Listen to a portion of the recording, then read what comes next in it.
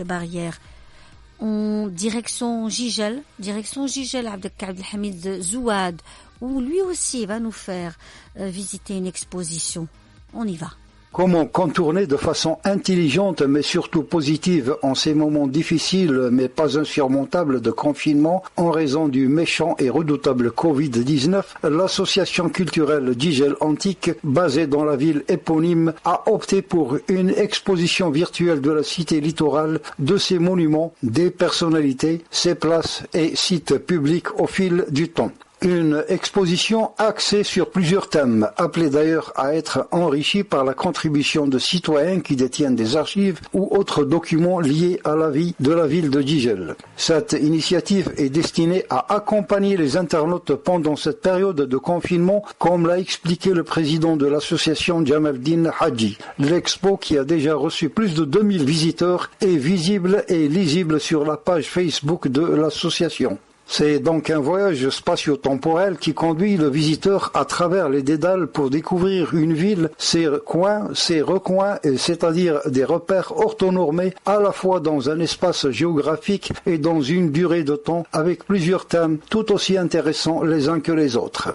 À tout seigneur, tout honneur, la mairie de Jijel est un bâtiment emblématique dans la vie socio-économique et culturelle des citoyens. L'exposition nous renseigne que le siège de cette auguste assemblée a été édifié de 1930 à 1935 sur une superficie de 2400 mètres carrés à une époque où la cité littorale comptait 5300 habitants contre 160 000 habitants actuellement pour une densité de 2548 habitants au kilomètre carré. Avant les années 30, c'est-à-dire après le violent tremblement de terre de 1865 qui a ébranlé sérieusement la localité, les locaux de la municipalité étaient confinés dans une ancienne baraque en bois où a été érigée ces dernières années une nouvelle annexe 6 rue Mohamed Boubzali. L'actuel siège de la mairie, inauguré le 10 mai 1935, fait face à un jet d'eau faisant fonction de rond-point pour la circulation automobile, à côté duquel se trouve une statue d'un pêcheur raccommodant ses filets pour bien attester que nous sommes dans une ville ayant pignon sur mer avec ses marins pêcheurs, mais une cité qui semble tourner le dos à cette mer autrefois généreuse.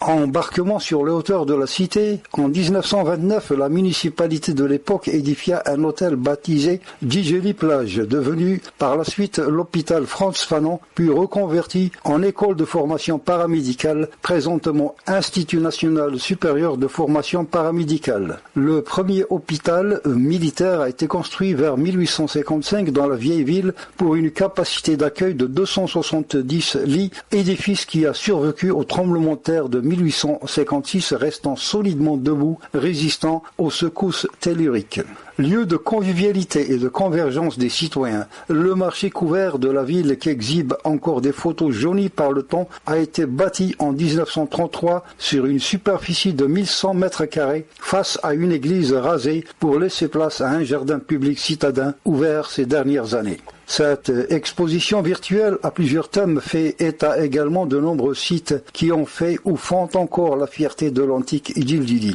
C'est le cas de la Vigie, connue localement sous l'appellation de Sa'a, détruite lors des bombardements de la Deuxième Guerre mondiale et où était implantée une horloge sur le fronton d'une tour, précise encore l'exposition de Jamaldine Hadji. Parler de Jijel, c'est aussi évoquer des noms historiques, plutôt préhistoriques, comme El Rabta, l'ancienne Pointe-Noire, avec ses tombes puniques, l'aéroclub devenu aujourd'hui un grand quartier d'habitation, le grand phare Ras El Afia à quelques encablures à l'ouest de la ville, du port de pêche de Boudis, la maison natale de feu Mohamed Siddiq Ben Yahya, à la fois brillant diplomate, avocat et ancien ministre des Affaires étrangères, dont le nom est lié aux négociations d'Évian ayant conduit à l'indépendance du pays. Personnage décédé dans un accident d'avion en 1982 et bien d'autres curiosités et sites qui méritent une escale tant qu'elles sont encore debout avant qu'elles ne s'éclipsent ad vitam aeternam. En guise de conclusion, je vous recommande d'écouter la chanson de Haroun Hadji, un autre artiste du terroir. Un excellent guide dans la chanson vous donne une bonne orientation de la ville, la capitale des Kotama. Jijel Abdelhamid Zouad, Alger 3.